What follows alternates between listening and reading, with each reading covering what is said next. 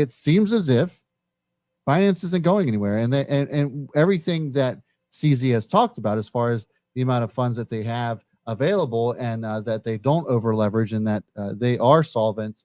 It seems as if everything he was talking about, while the delivery was terrible, was the truth. Sweaty nerd. Yeah. Can't talk to girls. Yeah.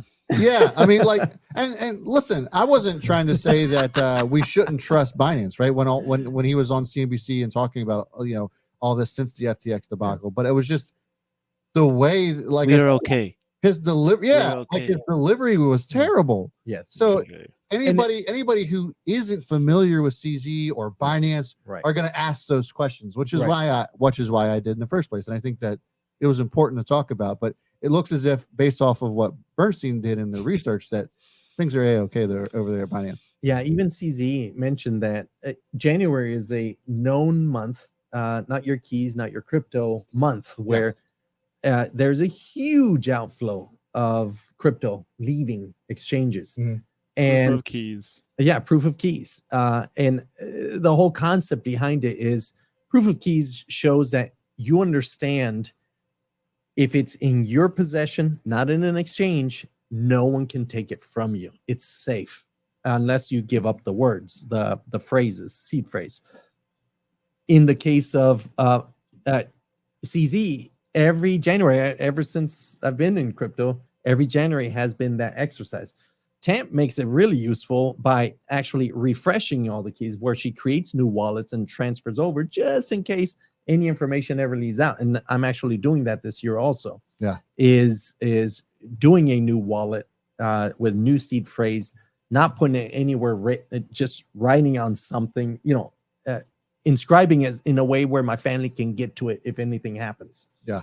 And CZ has always, when this Bernstein says he's done right by the customers, ever since he began, he made sure, like, he even created once the hacks were happening and he was experiencing them, he's like, okay, we're going to need raise funds to, if anything happens, we can pay back, or it's like an insurance fund for our clients.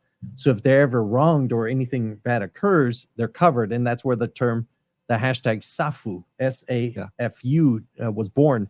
And a lot of firsts that he would just do. So he didn't buy his way to being the market leader. He actually earned it through the process. And the fact that he even gave the advice after he saw what FTX, when he said, okay, show me the books, maybe I can buy you out or something. And then within 24 hours or less, no, because he saw the over leveraging, and he pinged out rules like never leverage customer funds, never, he came up with everything he saw wrong. Right. So the entire community, and then he immediately starts posting, okay, I need transparency here. Let's do proof of reserves. So he did. Now he came up with a situation where it's like, well, what if you don't have debt? Because they were saying proof of liabilities. Yeah.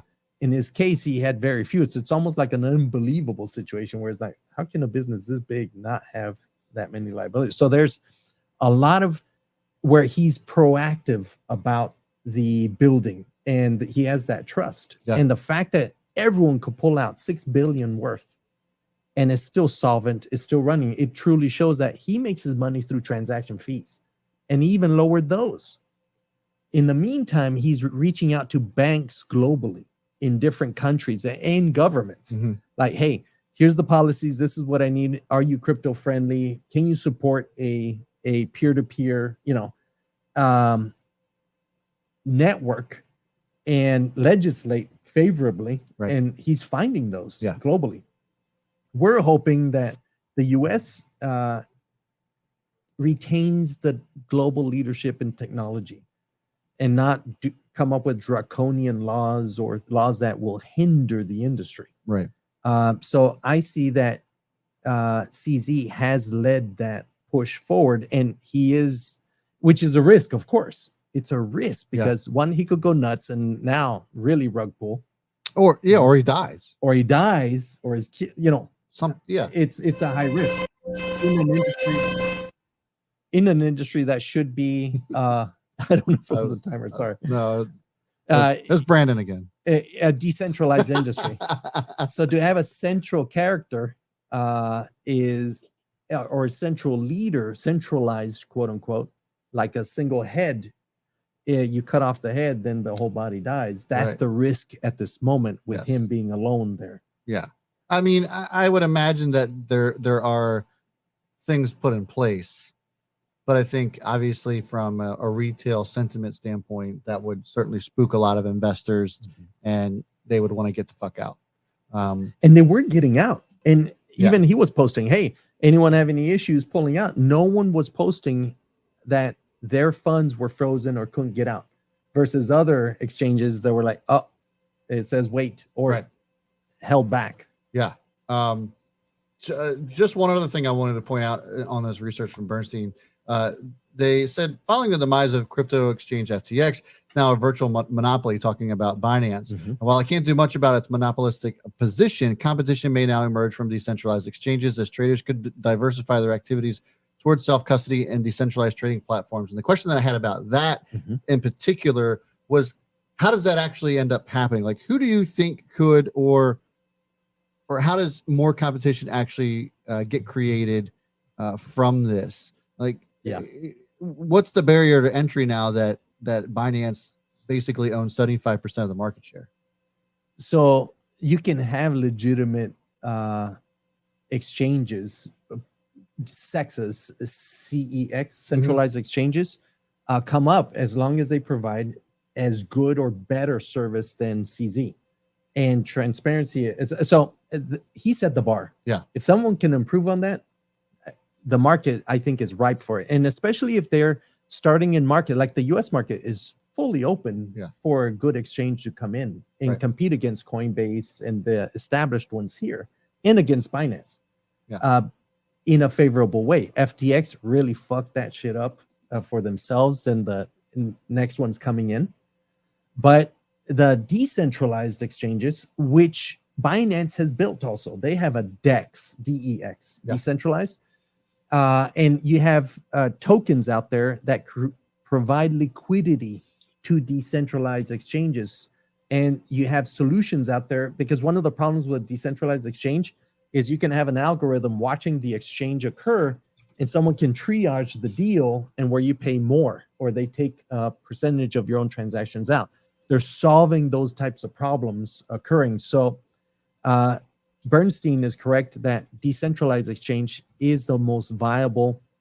So like Uniswap or 1inch, I think, is one of the ones that are out there, where I can peer-to-peer exchange. Hey, you want this token? Here you go. I'll give you this Bitcoin. Let's do the transaction. And we do it directly without a centralized exchange. So I never lose control of my tokens. You never lose control of yours. And when we pull the deal, it occurs simultaneously. So there is no risk. It's literally like handing cash to each other. Yes, that's what a DEX truly is. So you're eliminating the centralized side.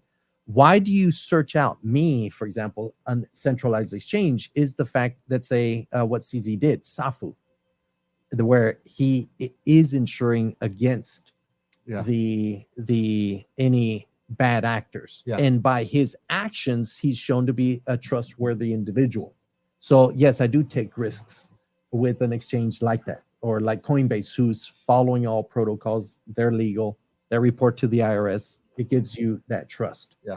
So the future is open, guys. And Indo Crypto says DCTV DEX.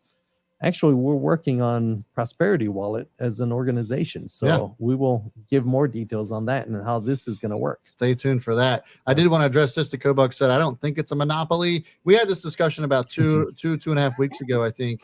And by definition, it is not a monopoly, but give me somebody who actually can hold a candle next to Binance. And like, it has monopolistic characteristics. But if you notice, it's because Binance takes a shit, the entire industry goes dark for God knows how long. We could be in a lost decade or two if Binance goes bye-bye. Now, here's the beauty of the way Binance became. So Standard Oil and all these old monopolies that exist in the past, it was through aggressive, almost killing the competition.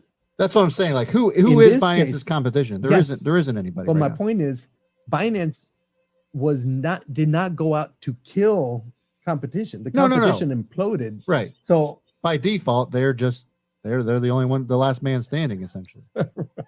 so, and now encourage. And if you notice, even Binance had invested in FTX, one of the seed investors, because that was good competition, but also Yeah. a way for Binance to have a foot in the US market Yeah. itself. Right. So I can see Binance finding another one in seed investing, and then the other investors rising. Remember Blockbuster? Yeah, bro, that was a monopoly, and it completely and they still had other imploded. competition, Hollywood Video and some of the other ones. But Yeah, but not like Blockbuster was the place to go, and that's what I'm saying. Like Binance is the place to go. Right. So how did they die? Disruptive technology came up. Right. They didn't pivot. Yeah. And Netflix crushed them. And they even offered Netflix. Yeah. I mean, Netflix offered them, guys, let's work together with your sites. No, fuck you. Yeah, right. Yeah, go. And then they imploded. Yep. They were killed. Yep. So Redbox messed them up too. I was going to Yes. say Redbox too. Yeah. Yep. And now Redbox is down. Yeah. Like McDonald's. Yeah. Redbox couldn't get into streaming and correct. So this is the risk of Binance at this moment. I'm sure he's awake right now. Yeah. Because he realizes, okay, I'm the monopoly. He's the target now. Right. His organization's the target. So I think that's actually going to create competition. Mm-hmm. The fact that people can say, you know what, I can launch it here. Let me go forward. Yeah.